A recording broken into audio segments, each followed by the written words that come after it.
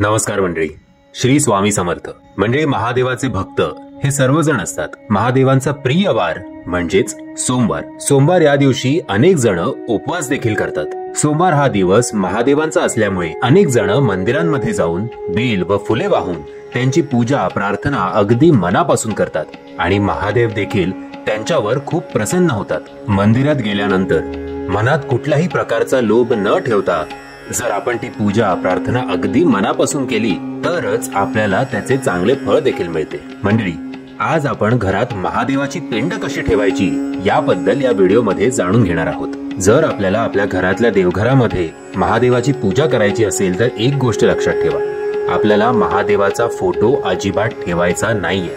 जर ठेवायचंच असेल तर शिवलिंग किंवा महादेवाची एक छोटीशी पिंड आपल्या देवघरामध्ये ठेवायची आणि दररोज त्याची न चुकता आपल्याला पूजा करायची आहे. कारण महादेवाचा फोटो हा फक्त स्मशानामध्ये लावलेला असतो आणि जिवंत व्यक्ती जी असते ती महादेवाच्या पिंडीची पूजा करू शकते. त्यामुळे महादेवाच्या फोटोची कधीही पूजा करू नये.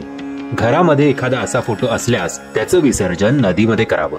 घरामध्ये समजा तुम्हाला एखादी पिंड ठेवायची असेल तर त्याची सुद्धा तुम्हाला विशेष काळजी घेणं खूप गरजेचं आहे. जेव्हा तुम्ही महादेवाची पिंड खरेदी करायला जाता तेव्हा ती पिंड फक्त 3 इंच एवढीच असावी. 3 इंचापेक्षा जास्त मोठी नसावी. आणि आता समजा तुम्हाला तिकडे माप घेणं जमत नसेल तर त्यावर सुद्धा एक उपाय आहे. तो उपाय म्हणजे ती पिंड तुमच्या हाताच्या अंगठ्या एवढीच असली पाहिजे. तुमच्या हाताच्या अंगठ्यापेक्षा जास्त मोठी पिंड घेऊ नये.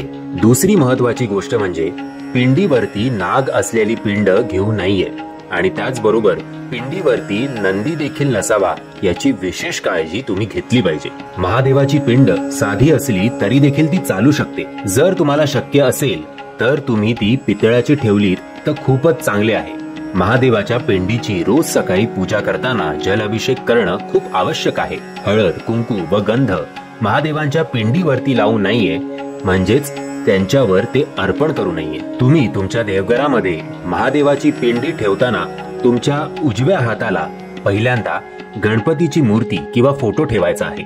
गणपतीच्या फोटोच्या डाव्या बाजूला तुम्हाला महादेवाची पिंड ठेवायची आहे आणि त्यानंतर तुम्हाला जसं वाटेल तसे वेगवेगळे देवी देवता तुम्ही ठेवू शकता.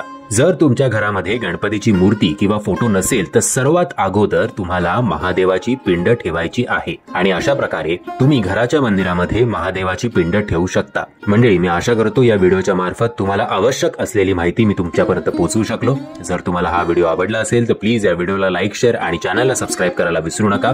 श्री स्वामी समर्थ.